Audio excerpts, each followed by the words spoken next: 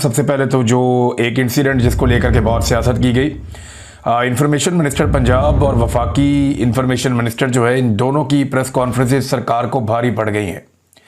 हुआ ये है कि उन्होंने जो सानिया हुआ सवात में, वहाँ पे जो लोग मौजूद थे सयाह, उनके साथ जो कुछ हुआ, इंतज़ामिया की बहुत बड़ी गफलत थी। वहाँ की सूबाई हुकूमत को इसके लिए बंदोबस्त करना चाहिए था, मैकेनिज़्म बनाना चाहिए था। देर आए दुरुस्त आए, अब कुछ चीज़ें ठीक की जा रही हैं, रेस्क्यू के बंदोबस्त भी बेहतर किए जा रहे हैं, क्योंकि रेस्क्यू वालों के पास इंतज़ामात थे ही नहीं, चीज़ें थी ही नहीं जिनके ज़रिए से वो इन शहरियों की जानें बचा सकते। अरबों रुपए के बजट हैं, कहाँ जाते हैं इसकी इंक्वायरी भी होनी चाहिए। लेकिन जो तजावज़ात हैं वो अब हटाई जा रही है, पानी का रास्ता साफ़ किया जा रहा है, जिसकी वजह से प्रेशर बन जाता है और फिर बहाव इतना तेज़ हो जाता है पानी का कि वो अनकंट्रोलेबल होता है। देखिए, सैलाब पूरी दुनिया में आते हैं, लेकिन लोगों का सिस्टम बहुत अच्छा काम करता है। वो बर वक्त वार्निंग जारी करते हैं, वार्निंग देने के मल्टीपल तरीके होते हैं, फिर जितने इदारे हैं वो हरकत में आ जाते हैं। जो ख़तरनाक जगह है वहाँ पे ड्यूटियाँ लग जाती हैं लोगों की, और अगर कोई फंस जाए तो फिर उसको निकालने के लिए रेस्क्यू का प्रॉपर एक सिस्टम होता है। पाकिस्तान में ये नहीं है, कहीं भी नहीं है।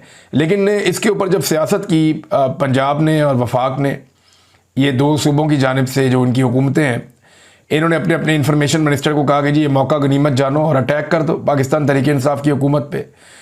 तो सोशल मीडिया सार्फिन ने फिर लेने के देने इनको पड़ गए। सोशल मीडिया सार्फिन की वजह से उन्होंने निकाल कर इनकी हुकूमतों की नाअहलियों के सबूत सामने रखना शुरू कर दिए। कभी वो अस्पतालों की हालत दिखा रहे हैं, कभी बच्चे वहाँ पे जाबहक हो रहे हैं वो दिखा रहे हैं, कभी वो दिखा रहे हैं कि अस्पतालों के अंदर पानी भरा हुआ है, कभी दिखा रहे हैं गलियों और सड़कों पे पानी भरा हुआ है, कभी गली मोहल्लों के अंदर जो कचरे के ढेर हैं वो दिखाए जा रहे हैं, सड़कों और रस्तों की सूरत-ए-हाल सामने रख रहे हैं।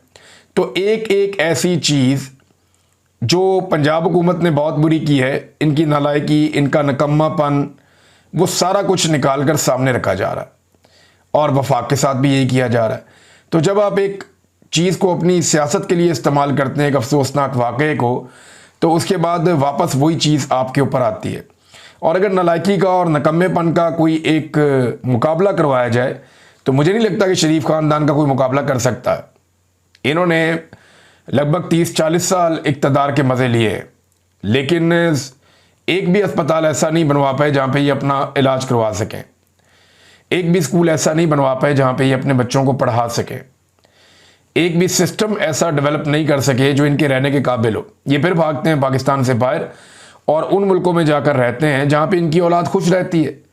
इनकी ईदें, शबरातें, इनके त्यौहार वो बैरून मुल्क ही होते हैं। बहरहाल मीडिया या आज़ाद शहरी जो है वो इस पर तनकीद कर सकते थे जो खैबर पख्तूनख्वा में हुआ और जो दरिया स्वात के अंदर इंसिडेंट पेश आया, बड़ा अफसोसनाक। मीडिया को भी तनकीद का हक़ है, जो आम शहरी हैं पाकिस्तान के उनको भी तनकीद का हक़ है। लेकिन कम से कम जो दूसरे हुक्मरान हैं जिन्होंने नाअहलियों और नालायकियों के वर्ल्ड रिकॉर्ड बनाए हैं, बदउनवानियों के वर्ल्ड रिकॉर्ड बनाए हैं, वो किसी सूरत भी तनकीद नहीं कर सकते। ये चेहरे इस काबिल नहीं है कि ये दूसरे के ऊपर तनकीद करें कि तुमने अच्छा काम क्यों नहीं किया। हालात इनके ये हैं नादरीन के इस वक्त तनख्वाहों में भरपूर इजाफे से पेट नहीं भरा। वज़ीरों का, हुकूमत के अरकान का, पार्लियामेंटेरियंस का, आप सब जानते हैं कि इन्होंने बहुत ज़्यादा तनख्वाहें बढ़ाई हैं। कई 100% तनख्वाहें बढ़ा दी गई, कई गुना बढ़ा दी गई। जब सरकारी मुलाजिम की तनख्वाह बढ़ाने की बात आती है तो कहते हैं 5%, 10%, और जब ये अपनी तनख्वाह बढ़ाते हैं तो कई 100% बढ़ा देते हैं।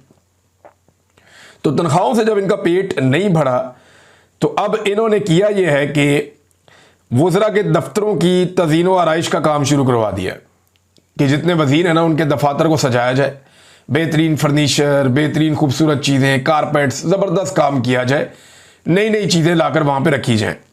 तो 7 करोड़ रुपए के फंड्स की मंजूरी जो है वो दी गई। मोहसिन नकवी साहब का जो दफ्तर है सिर्फ वहाँ, उसके लिए 5 मिलियन की तज़ीन व आराइश के ऊपर जो है वो रकम खर्च की जाएगी। ये है नादरीन इनके अल्ले तल्ले और इनकी तरजीहात। यहाँ ये बड़े खुश होते हैं, ज़बरदस्त काम करते हैं। आप वज़ीर आला हाउस में चले जाएं, चाहे पंजाब में चले जाएं, खैबर पख्तूनख्वा में चले जाएं, इवन सिंध में चले जाएं तो आप हैरान ही हो जाएंगे।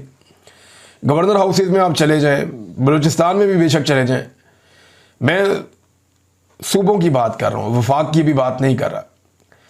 तो आप परेशान हो जाएंगे कि जिस तरह का सामान वहाँ पड़ा हुआ है या जिस तरह की लग्जरी लाइफ वो लोग गुजार रहे हैं, لیکن جب آپ کسی سرکاری دفتر میں جاتے ہیں جہاں پہ عوام نے آنا ہوتا ہے، حتیٰ کہ آپ عدالت میں آتے ہیں جہاں پہ عوام نے آنا ہوتا ہے، تو آپ حیران رہ جاتے ہیں کہ کیا یہ وہی ملک ہے؟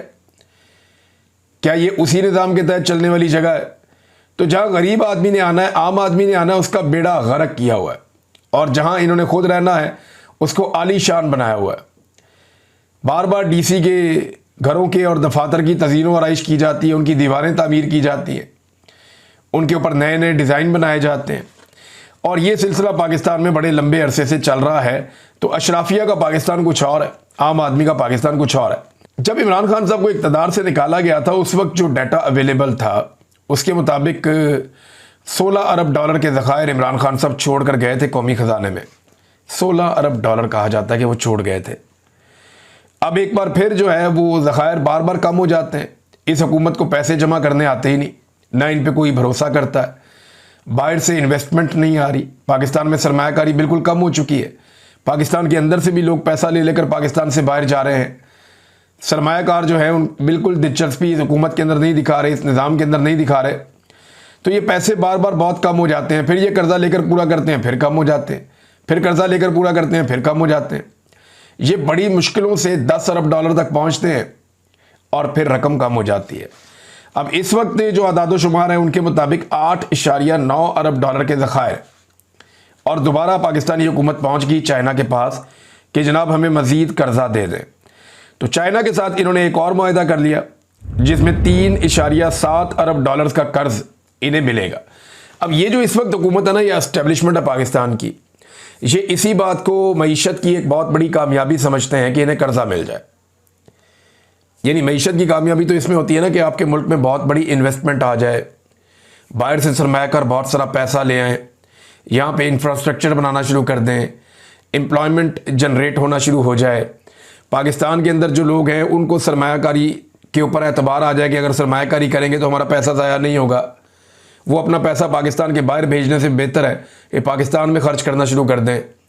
تو ایک سائیکل چلنا شروع ہو جائے پاکستان میں پیسے کا، وہ سائیکل چلنے سے زیادہ ٹیکس اکٹھا ہوگا، وہ جو ٹیکس اکٹھا ہو اس کو آپ قومی خزانے کے اندر جمع کریں، تو اس صورت میں اگر قومی خزانہ بڑھے تو آپ کہہ سکتے ہیں کہ پاکستان ترقی کر رہا ہے، پاکستان آگے بڑھ رہا ہے۔ لیکن یہاں پاکستان ترقی کیسے کرتا ہے؟ یہ IMF سے قرضہ لیتے ہیں اور پھر اس کے بعد بھگڑے ڈال ڈال کے اعلان کرتے ہیں جناب پاکستان ترقی کر رہا ہے۔ IMF سے قرضہ لیتے ہیں، پھر آرمی چیف یہ اناؤنسمنٹ کرتے ہیں کہ کون لوگ ہیں وہ جو ڈیفالٹ کی باتیں کر رہے تھے اب سامنے آئیں۔ بھئی خواجہ آصف کر رہا تھا ڈیفالٹ کی باتیں، آپ کا باس ہے اس سے پوچھ لیں بلا کے کہ خواجہ آصف نے ڈیفالٹ کی باتیں کیوں کی ہیں، بلکہ بلا کے کیا پوچھنا، آپ کو جا کے پوچھنا چاہیے، وہ باس ہے آپ کا۔ تو اب عمران خان صاحب جو قومی خزانے کے اندر ذخائر چھوڑ گئے تھے وہ تو دوبارہ یہ حاصل نہیں کر سکے، لیکن اب چائنا سے دوبارہ انہوں نے قرضہ لیا ہے، اور قرضہ لینے کو ہی یہ پاکستان میں معیشت کی کامیابی آج کل قرار دیتے ہیں۔ ماضی میں جب کوئی قرضہ لیتا تھا حکمران تو ہمیں یہ بتایا جاتا تھا، اکانومسٹ بھی کہتے تھے، سیاستدان بھی کہتے تھے، اسٹیبلشمنٹ بھی کہتی تھی کہ قرضوں سے بھی کبھی ملک چلا ہے۔ ابھی وہ اسٹیبلشمنٹ دن رات لوگوں کو یہ سمجھاتی ہے جناب ڈیفالٹ سے بچ رہے ہیں، قرضے آ رہے ہیں جی، ہم قرضے لے رہے ہیں، اور بیانیہ ایک یہ بناتے ہیں ٹاؤٹس کہ شاید اس حکومت نے پاکستان کو ڈیفالٹ سے بچایا۔ نہیں جی، عمران خان کے دور حکومت میں ملک کوئی ڈیفالٹ نہیں ہو رہا تھا، چیزوں کی قیمتیں بھی کنٹرول میں تھیں، تمام عالمی اداروں کی مثبت رپورٹنگ ہو رہی تھی پاکستان کے بارے میں،